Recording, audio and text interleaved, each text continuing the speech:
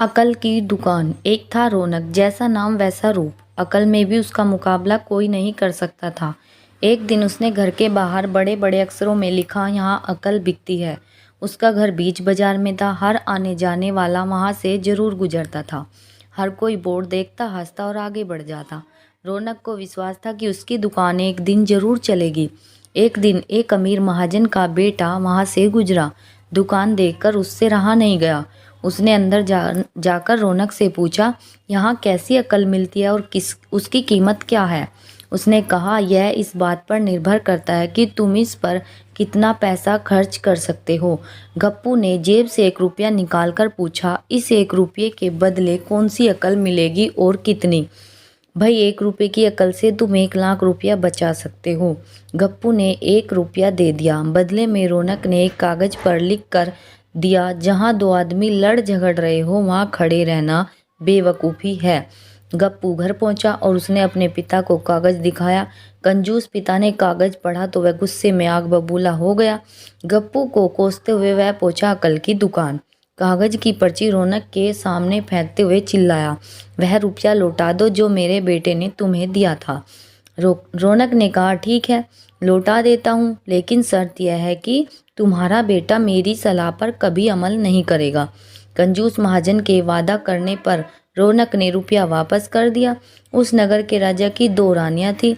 एक दिन राजा अपनी रानियों के साथ जोहरी बाजार से गुजरा। दोनों रानियों को हीरो का एक हार पसंद आ गया।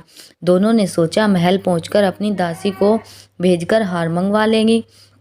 संयोग से दोनों दासियां एक ही समय पर हार लेने पहुंची।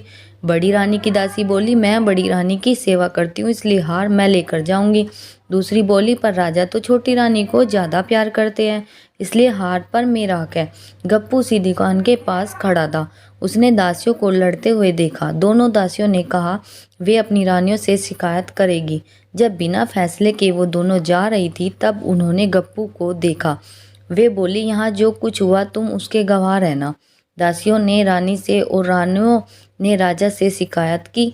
राजा ने दासियों की खबर ली। दासियों ने कहा, गप्पू से पूछ लो, वह वहीं पर मौजूद था। राजा ने कहा, बुलाओ गप्पू को गवाही के लिए, कल ही झगड़े का निपटारा होगा।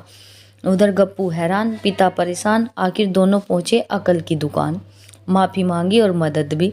रौनक ने कहा, मदद तो मैं कर दूं, पर अब जो मैं अकल दूंगा उसकी कीमत 5,000 रुपये होगी। मरता क्या न करता। कंजूस पिता के कुड़ते हुए दिए 5,000 रौनक ने अकल दी कि गवाही के समय गप्पू पागलपन का नाटक करे और दासियों के विरुद्ध कुछ न कहे। अगले दिन गप्पू पहुंचा दरबार में, करने लगा पागलों जैसी हरकतें। राजा ने उसे वापस भेज दिया और कहा, पागल की गवाही पर भरोसा नहीं कर सकते।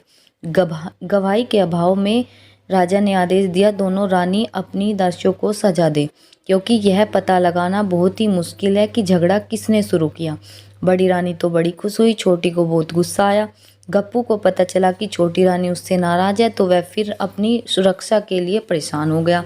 फिर पहुंचा अकल की दुकान। रौनक ने कहा, इस बार अकल की कीमत 10,000 रुपये। पैसे लेकर रौनक बोला, एक ही रास्ता है, तुम वह हार खरीद कर छोटी रानी को उपहार में दे दो। गप्पू सकते में आ गया, बोला, अरे ऐसा कैसे हो सकता है, उसकी कीमत तो 1 लाख रुपये है। रौनक बोला, कहा था ना उस दिन जब तुम पहली बार आए थे कि 1 रुपये की अकल से तुम 1 लाख रुपये बचा सकते हो। इधर गप्पू को हार खरीद कर भेंट करना पड़ा, उधर अकल की दुकान चल निकली। कंजूस महाजन सिर पीट कर रह गया। आपको हमारी कहानी कैसी लगी हमें कमेंट में ज़रूर बताएं। धन्यवाद, टाटा, बाय बाय।